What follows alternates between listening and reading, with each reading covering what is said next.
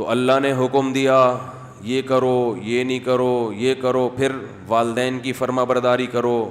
جو جتنا قریبی ہے اس کا حق اتنا زیادہ. گورا ان چیزوں کو نہیں مانتا. وہ کہتا ہے کسٹمر کا حق سب سے پہلے.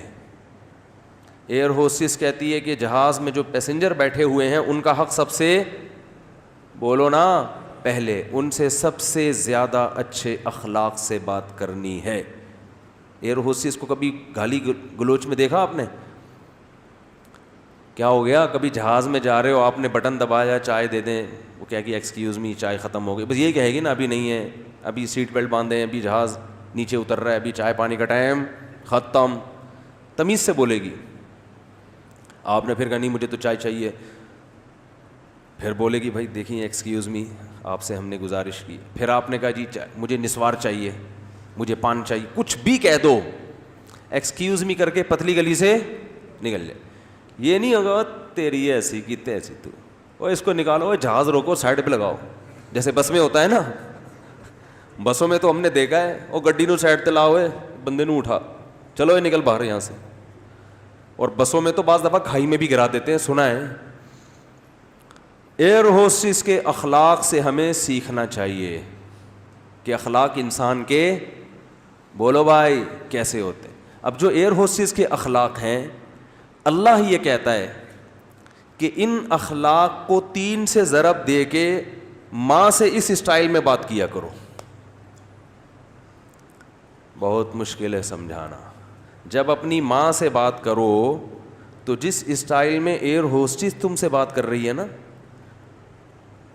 اس اسٹائل کو 3 گنا، بولو، بڑھا دو. اس میں 3 چمچ چینی کے اور ڈال دو. جتنی شکر اس نے اپنی زبان میں ڈالی ہے آپ سے بات کرنے کے لیے، اس شکر میں 3 چمچ اور ملا دو. ہو رہا ہے اس پہ عمل؟ بولو نا بھائی. رسول اللہ صلی اللہ علیہ وسلم سے صحابی نے پوچھا یا رسول اللہ من احق الناس بحسن خلقی.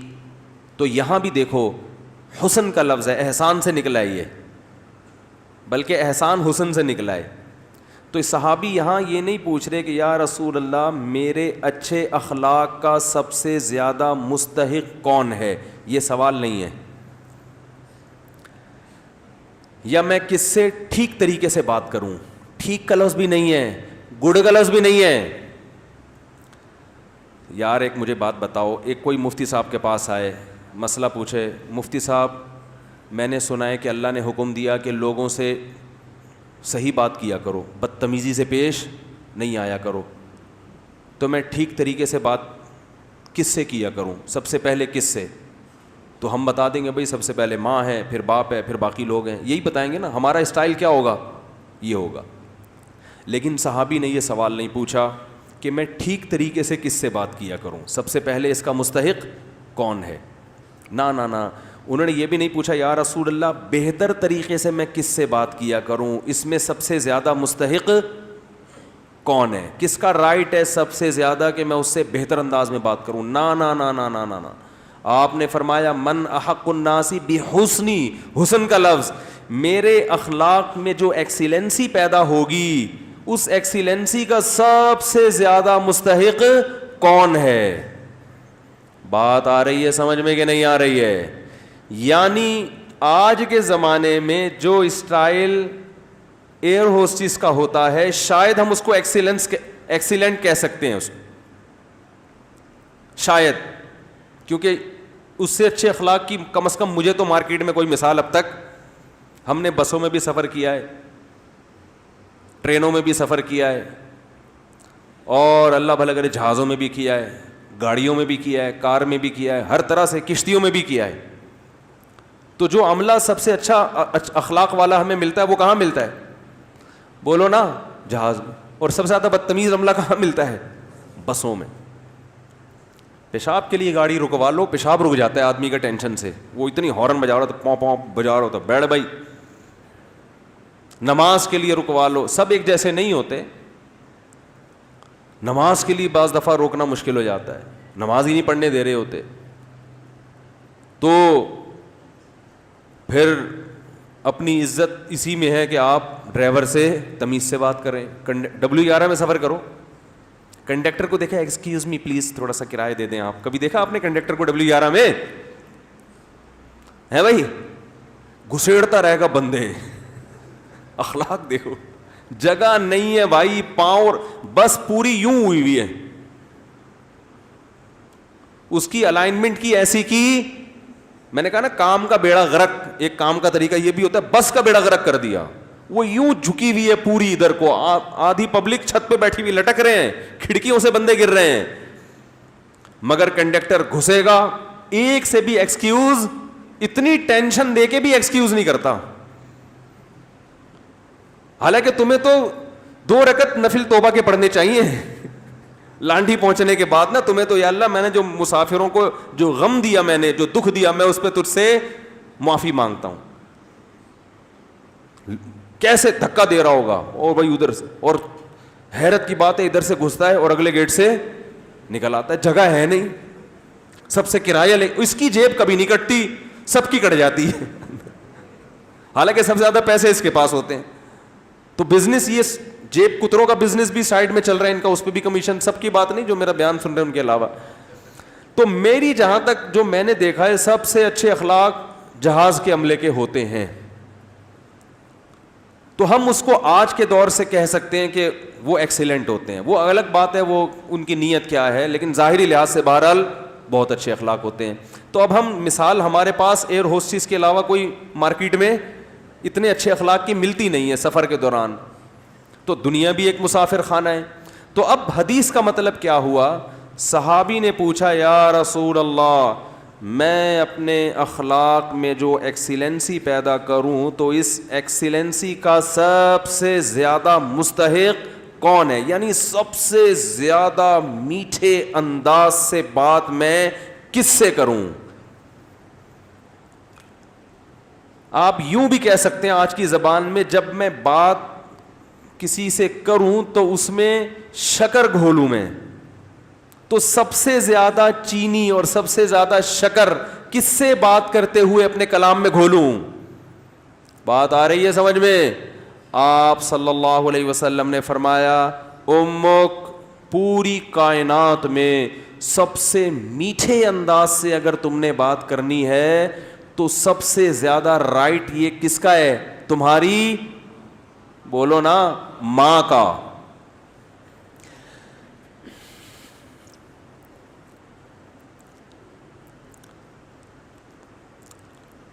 صحابی نے عرض کیا یا رسول اللہ, کیا انداز ہے. فرمایا ثم من, ثم کا مطلب ہوتا ہے اس کے بعد,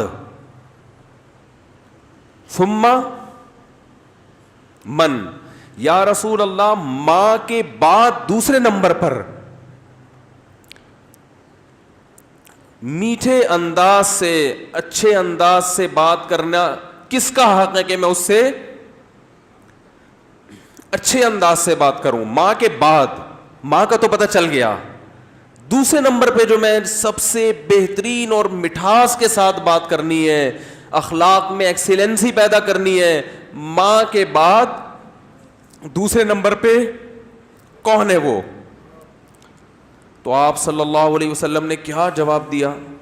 فرمایا امک, ماں کے بعد دوسرا نمبر بھی کس کا ہے؟ بولو بھائی, کیا عجیب انداز ہے. حالانکہ یہ عام عرف کے مطابق جواب سوال کے مطابق, بولو بھائی, نہیں ہے. مجھ سے اگر کوئی پوچھے کہ سب سے بڑا حق کس کا, میں کہوں ماں کا. وہ کہ اس کے بعد کس کا, تو میں کہوں ماں کا. وہ کہے گا میں اس کے بعد کا پوچھ رہا ہوں, اس کا تھوڑی پوچھ رہا ہوں. تو یہ سرسری نگاہ سے دیکھا جائے تو یہ بلاغت والا کلام نہیں ہے, یہ غلط کلام ہے اگر سرسری نگاہ سے دیکھا جائے, کیونکہ ہم پوچھ رہے ہیں کہ اس کے بعد. ماں تو پتہ چل گیا, ماں کے بعد اس کے علاوہ بتائیں آپ, لیکن نبی دوبارہ کس کا نام لے رہے ہیں؟ یہ سرسری نظر میں یہ کلام بلیغ نہیں ہے، لیکن حقیقت میں یہ بلاغت کے اعلیٰ معیار پہ پہنچا ہوا کلام ہے.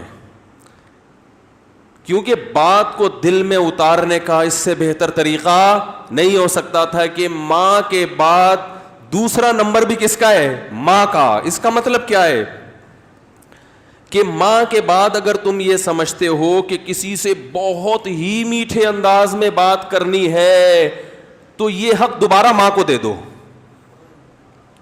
دوبارہ کس کو دے دو؟ صحابی نے پھر پوچھا یا رسول اللہ ثم من. دیکھو صحابی کا انداز بھی کیا ہے.